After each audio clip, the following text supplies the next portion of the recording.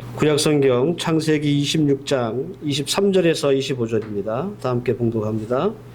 이삭이 거기서부터 브엘세바로 올라갔더니 그 밤에 여호와께서 그에게 나타나 이르시되 나는 내 아버지 아브라함의 하나님이니 두려워하지 말라. 내 종 아브라함을 위하여 내가 너와 함께 있어 내게 복을 주어 내 자손이 번성하게 하리라 하시니라. 이삭이 그곳을 제단을 쌓고 여호와의 이름을 부르며 거기 장막을 쳤더니 이삭의 종들이 거기서도 운물을 받더라. 아멘. 2025년 들어서 두 번째 말씀입니다. 지난주에는 이삭의 축복에 대한 첫 번째 말씀을 드렸죠.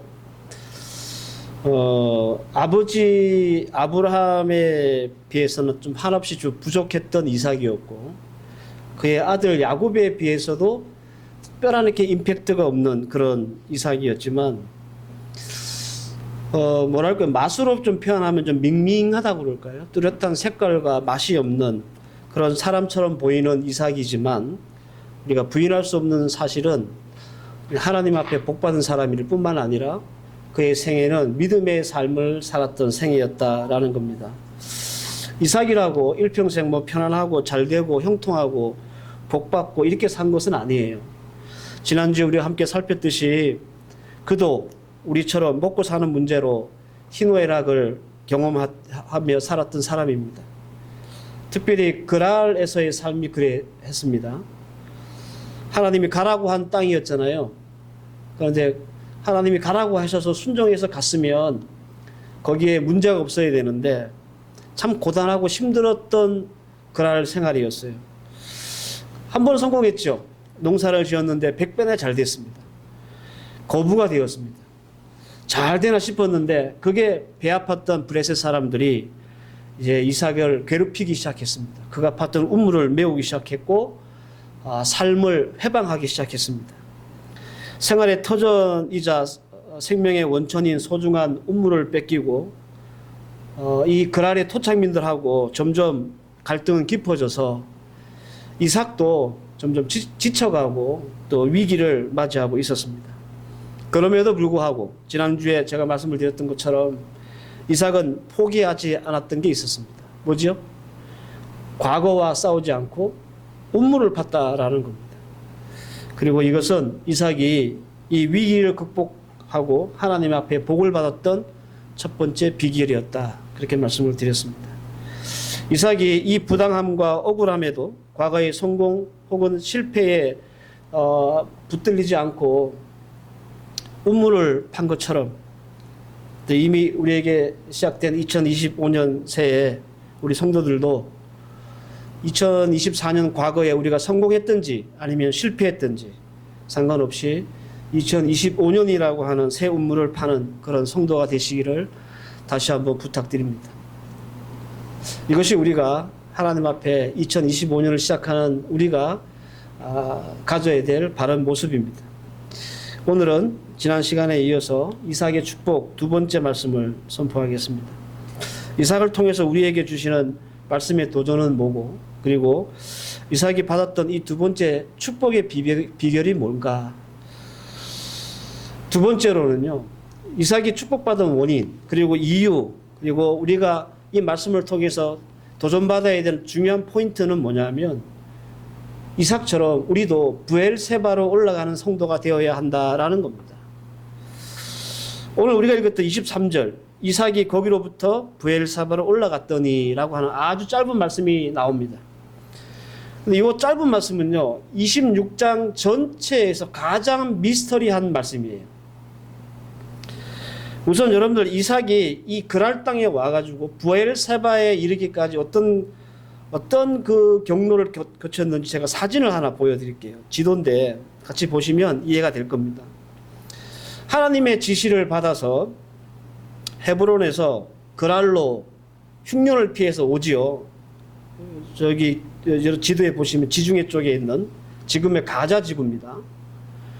거기에서 예전에 자기 아버지가 파나왔던 운물을 파서 거기서 이제 생활을 하고 농사를 짓고 100배나 잘 돼요. 그게 그랄 골짜기예요.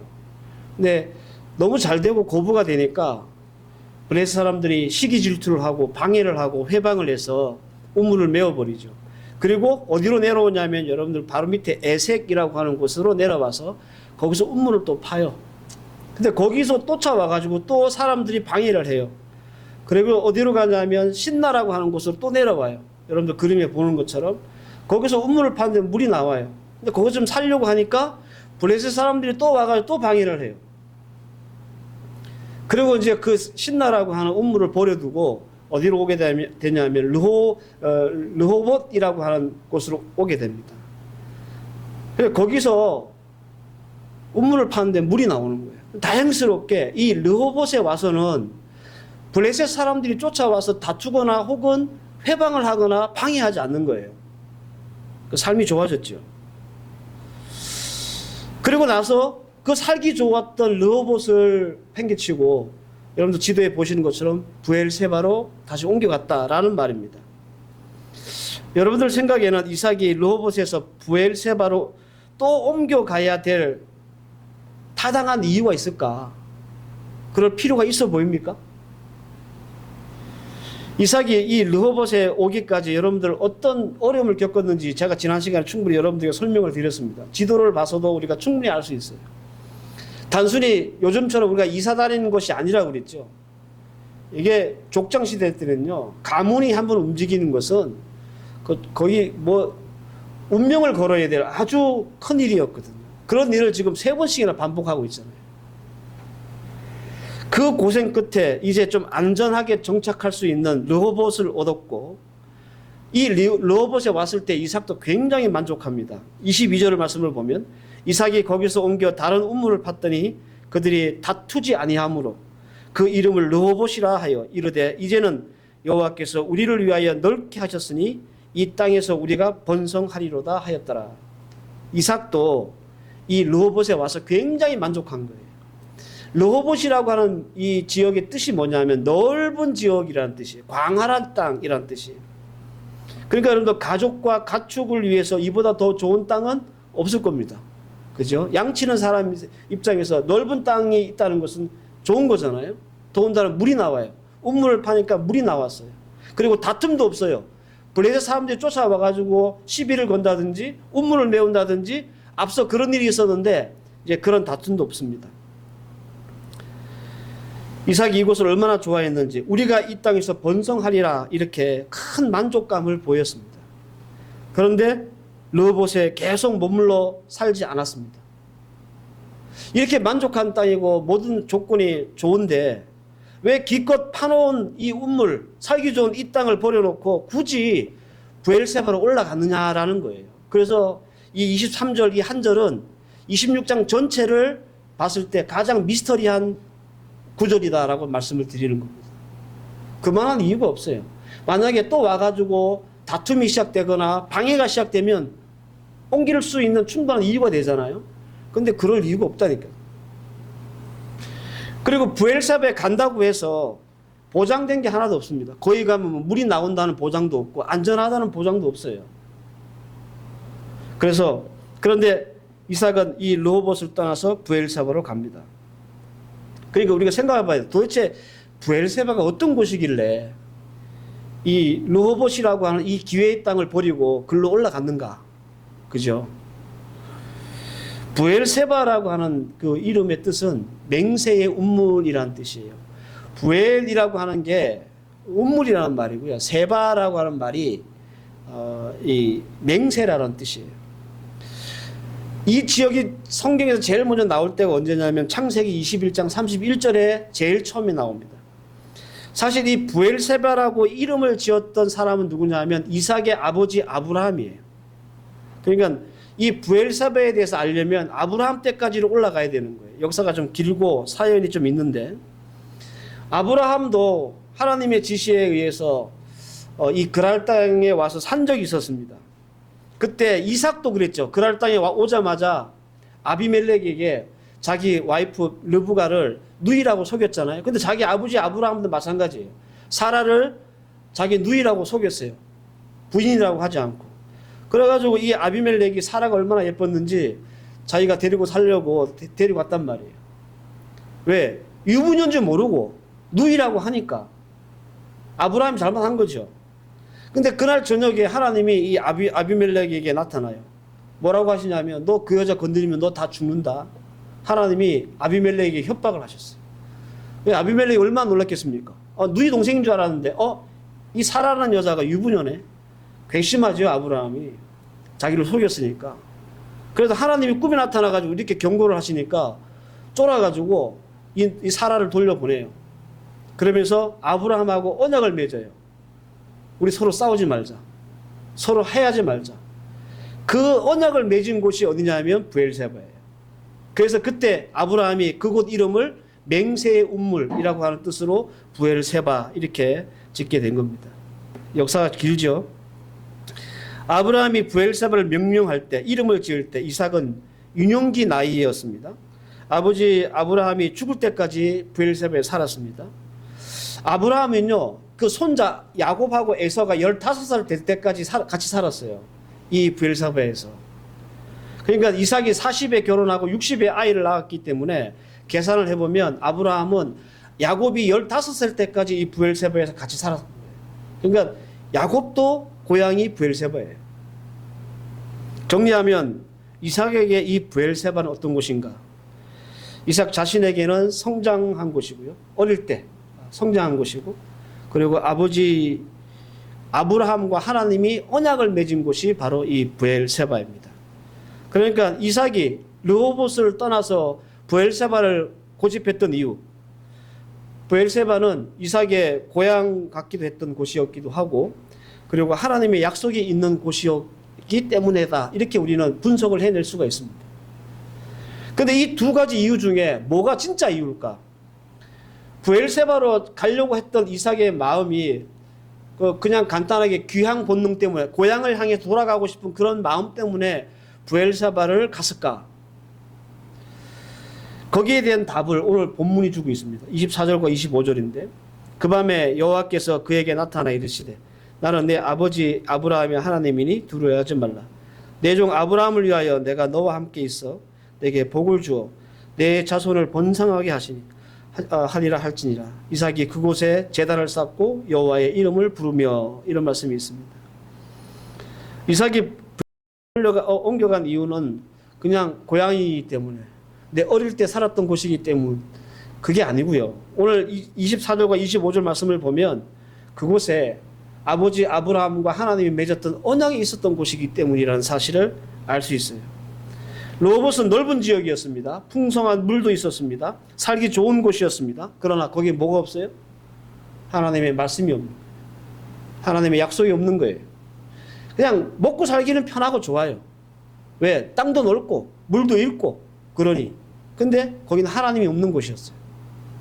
반면에 브엘세바는 르호봇에 비하면 먹고 살기가 참 팍팍한 곳이에요. 근데 거기는 뭐가 있습니까?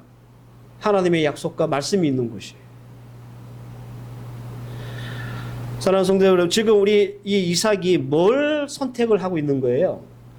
먹고 살기 좋은 곳을 선택한 겁니까? 아니면 신앙생활 잘할 수 있는 곳을 선택한 겁니까?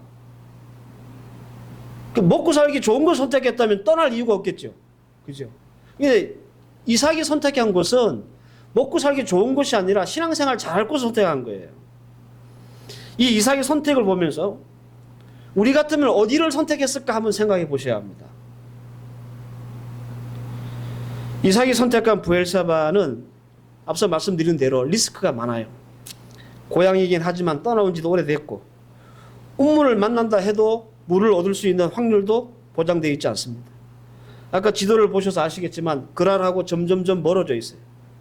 여러분들, 우리나라 한반도 전체를 표현할 때 쓰는 말 있죠. 한라에서 백두까지, 그죠? 이게 남쪽에서 북쪽까지 전체로 아우르는 말이잖아요. 이스라엘도 그 비슷한 말이 있습니다. 브엘세바에서 단까지. 그러니까 브엘세바는 이스라엘 제일 남단이에요. 제일 외진 곳이에요. 근데 거기를 찾아 들어가는 거예요. 이에 반해서 르호봇은 이미 파는 운물이 있잖아요. 이미 자기 손에 쥐어지고 있는 소유물이 있잖아요. 그죠? 더 이상 갈등과 혹은 다툼도 없죠. 문제가 사라졌어요. 그전에는 사람들이 와서 막 괴롭히고 회방하고 운물 메워버리고 그래가지고 문제가 있었지만 이 르호봇에 와서는 그런 다툼이 없었다고 성경에서 얘기하고 있습니다. 더구나 가축을 키우기에 좋은 넓은 지역이었습니다. 그냥 여기서 편하게 살면 되지 뭐. 그죠? 근데 굳이 고생할 필요가 있을까? 그래서 이삭에 있어 르호봇을 포기하고 브엘세바로 갔다는 것은 단순히 고향이 그리워서 갔다고 할 수가 없는 거예요.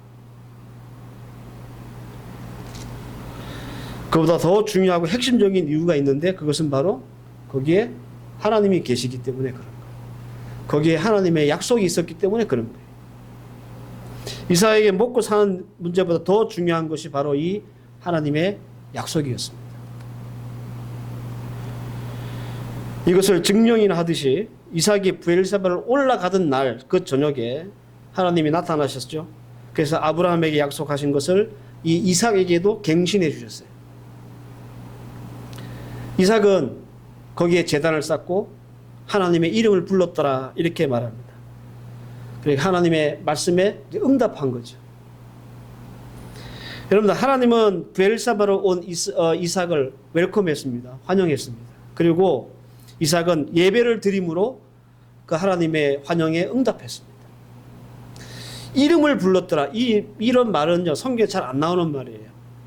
이게 이름을 불렀더라는 말은, 여호와의 이름을 불렀더라라는 말은 이제 하나님을 진정으로 섬기기 시작했더라 이런 말이에요. 여러분들 이삭이 르호봇을 버리고 브엘세바를 올라간 것은 그의 생애에 무엇이 가장 우선순위인지를 우리에게 분명하게 보여주는 좋은 모습입니다. 이삭의 우선순위는 잘 먹고 잘 살고 돈 잘 버는 것이 아니었습니다. 그럴 것 같으면 아예 르호봇을 떠날 생각을 안 했겠죠. 왜? 거기는 이미 잘 먹고 잘 살 수 있는 모든 조건들이 갖춰져 있기 때문에. 그의 생애에 그의 삶에서 가장 우선순위였던 것은 하나님이었습니다.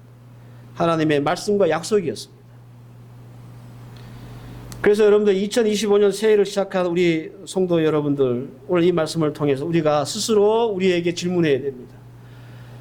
새해를 시작하는 우리의 우선순위가 르호봇인가 아니면 브엘세바인가? 하나님이 없이 잘 먹고 잘 사는 것이 우리의 우선순위인가? 아니면 하나님의 약속과 말씀이 우리의 삶의 새해를 시작하는 우리의 우선순위인가? 이것을 우리가 스스로 질문하고 거기에 대한 답을 찾아보라라는 겁니다. 바라기는 올해는 브엘세바가 우리의 우선순위가 되기를 바랍니다. 우선순위가 어디에 있느냐에 따라서 여러분들 2025년을 살아가는 우리의 방식과 길이 달라지기 때문에 그래요. 여러분 우리 살다 보면 자식을 중심으로 자식이 우선돼서 사는 부모들 있죠. 그럼 모든 결정을 다 어디에 맞춰요? 그 자식들한테 맞추잖아요. 이사도 자식 때문에 가고 필리핀도 자식 때문에 오고 그죠? 우선순위가 자식이기 때문에 그런 거예요. 우리의 우선순위가 먹고 사는 문제, 생업의 문제, 마트의 문제라면 우리의 모든 방식과 길은 다 거기에 맞춰져 있어요. 그래서 우리가 살아가는 우리 2025년의 인생살이에서 우선순위가 르호봇인가 브엘세바인가가 중요한 겁니다.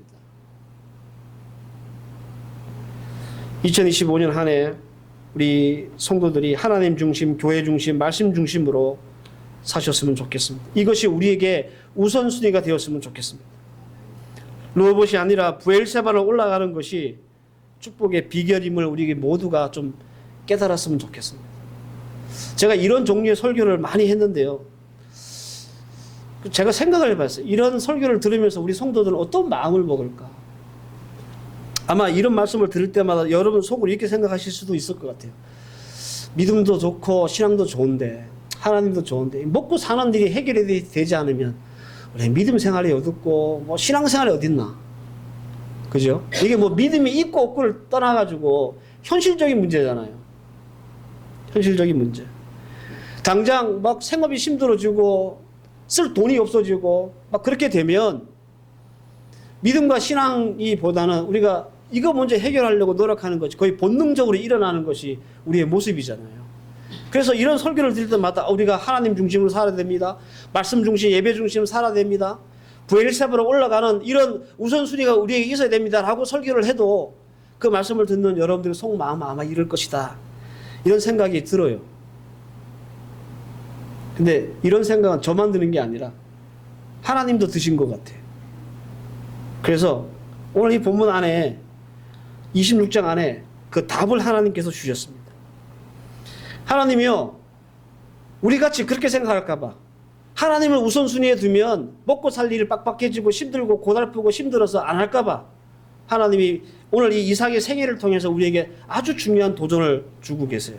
하나님이 우선순위였던 이삭에게 어떤 조치를 하나님이 하셨는지 보시기 바랍니다. 첫째는 뭐냐 하면 더 안전하게 하셨어요. 28절과 29절을 보면 그들이 이르되 여호와께서 너와 함께 하심을 우리가 분명히 보았으므로 우리의 사이 곧 우리와 너 사이에 맹세하여 너와 계약을 맺으리라 말하였노라. 너는 우리를 해하지 말라. 이는 우리가 너를 범하지 아니하고 선한 일만 내게 행하여 내가 편안히 가게 하였음이니라. 이제 너는 여호와께 복을 받는 자니라.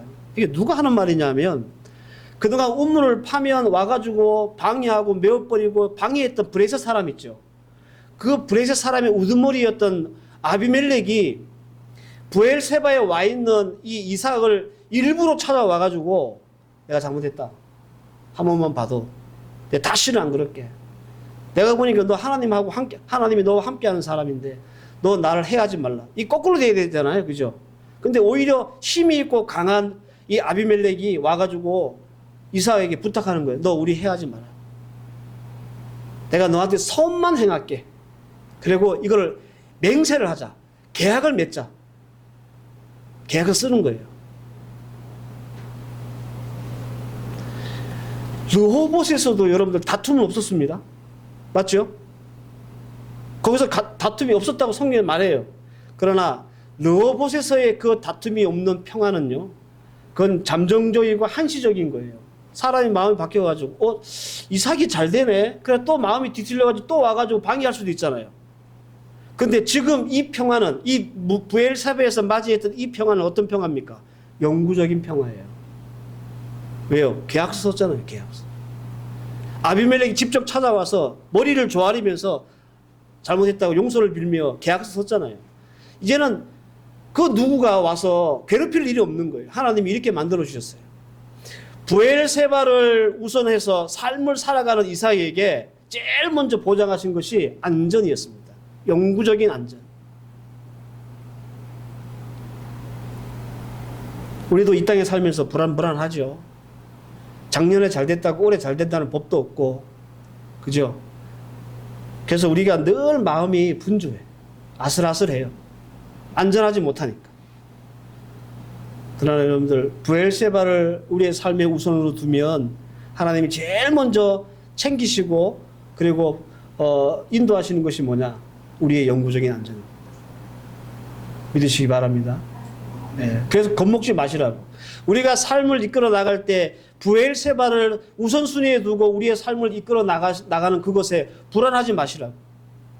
왜? 하나님이 우리에게 더 안전하게 하시기 때문에 그렇습니다. 두 번째는 먹고 사는 일을 해결해 주십니다. 이거 현실적인 문제잖아요. 브엘세바까지 갔어요. 안전하게 됐어요. 이제 영구적인 안전을 얻었어요. 그런데 물이 안 나와. 그럼 뭐 게임 끝이죠. 뭐. 다른 데 가야 되는 거예요. 물이 안 나오면. 32절에 그날에 이삭의 종들이 자기들이 판 운문에 대하여 이삭에게 와서 알리어 이르되 우리가 물을 얻었나이다. 지난 시간에 말씀드렸죠. 판다고 다 나오는 물이 나오는 땅이 아니라고 제가 말씀을 드렸습니다. 고도의 기술이 있어야 물을 얻을 수 있습니다. 요즘도 기계 갖다 대고 땅 측정하고 그러잖아요. 우물 팔라고. 근데 하나님이 뭘 주셨어요? 물을 주셨어요. 안전하게만 하신 게 아니라 먹고 살게 해주신 거예요. 거기서. 이삭이 가장 걱정하고 염려했던 것. 안전과 우물이었잖아요. 근데 이 두 가지를 하나님이 브엘세바를 우선에 두고 그의 삶의 우선 순위로 두고 사는 이삭에게 주신 큰 복이었다는 거예요. 저는 2025년 새해를 시작하면서 여러분들이 이 말씀의 지혜를 깨닫기를 바랍니다.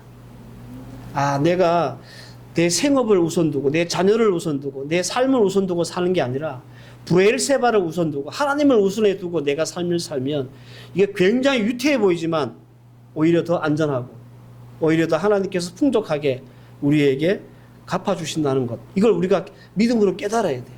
그래야 르호봇에서 머물러 있지 않고 부엘세바를 향해서 나아갈 수가 있는 겁니다. 사랑하는 우리 성도 여러분, 2025년 새해에는 먹고 살기 편한 곳에 머물러 있지 말고요. 하나님의 말씀과 말씀이 있는 곳으로 여러분들의 삶을 옮겨오세요. 야, 이거 하다가 내가 얼마나 많이 손해보겠나 그런 생각도 드시겠지만 오늘 이삭을 통해서 우리에게 주시는 도전은 그게 아닙니다.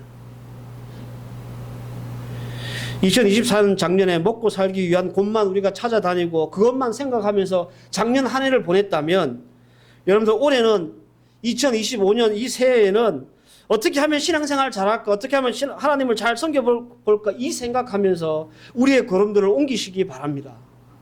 하나님께서 반드시 우리를 안전하게 하시고 먹고 살게 하실 겁니다. 이것이 이삭이 축복받은 두 번째 비결이에요. 제가 지난 시간에 이 새해 첫 설교를 하면서 말씀드렸죠. 이삭은 어쩌면 우리의 당면한 우리의 모습과 비슷한 모습이었을지도 모르겠다. 작년에 국가적으로도 힘들고 가정적으로도 힘들고 경제도 힘들고 다 힘들고 좋다는 사람이 주위에 하나도 없는데 그래서 이런 어려움과 이런 걱정스러움은 계속 2025년도에도 이어오는데 마치 이삭이 에색에서 우물을 파면 메어버리고 또 신나에서 우물을 파면 또 메어버렸던 그런 어려움이 계속 반복되는 것처럼 우리에게도 그런 어려움이 반복된다 할지라도 오늘 하나님이 이삭을 통해서 주시는 말씀의 교훈들을 잘 붙잡을 수만 있다면 과거와 싸우지 않고 2025년 새해에 우리가 우물을 파기 시작하면 하나님께서 반드시 여러분들에게 물을 얻게 하실 거고요. 더 나아가서 내가 내 삶의 우선순위를 부엘세바에 두고 살아가는 그 모든 걸음들마다 하나님께서 안전하게 하시고 그리고 때를 따라 돕는 은혜로 우리에게 풍성히 먹이실 줄 믿습니다. 기억하시기 바랍니다. 과거와 싸우지 마세요. 작년에 잘 됐던 것 혹은 실패했던 것 여기에 붙잡혀 있지 마세요. 더 나아가서 르호봇에 머물러 있지 말고 부엘세바로 올라가세요. 제가 무슨 뜻인지 충분히 2주간 동안 말씀을 전했으니까 여러분들 이해하셨으리라 믿습니다. 2025년 새해 우리 모두가 좀 달라집시다. 과거의 성공과 실패에 매달려 있지도 말고 하나님 없이 말씀 없는 풍요함에도 머물러 있지 맙시다. 오히려 이삭의 축복, 그 축복의 마음들을 우리가 새기고 하나님 주신 이 말씀 잘 붙잡고 올해를 좀 살아갈 수 있기를 바랍니다. 예. 지난주와 오늘 주셨던 이 말씀이 2025년 새해 우리가 살아가야 될 어떤 말씀의 방향, 이정표라고 여러분들 믿으시고 딱 붙잡고 새해를 씩씩하고 또 든든하게 시작할 수 있는 여러분들 되시기를 바랍니다. 하나님은 이삭이 받았던 그 복을 2025년을 살아가는 우리에게도 주실 겁니다. 잘 붙잡고 말씀 가운데 승리하는 저와 여러분들 되시기를 주의 이름으로 축원합니다. 기도하십시다. 하나님, 과거와 싸우지도 말고 르호봇에 머물지도 말고 2025년 새해라고 하는 우물을 파면 부엘세바로 올라가는 삶을 살면 하나님께서 우리를 더 안전하게 하시고 또 우리에게 더 복되게 하실 줄 믿습니다. 오늘 주신 이 말씀이 우리에게 도전되게 하시고 한 해를 살아가는 굳세 말씀 되게 하셔서 이 말씀 집행이 잘 붙잡고 한 해를 잘 살아 하나님 앞에 이삭과 같은 복을 받아 누리기에 부족하지 않는 주의 백성들 되게 하옵소서. 예수님의 이름으로 기도하옵나이다. 아멘.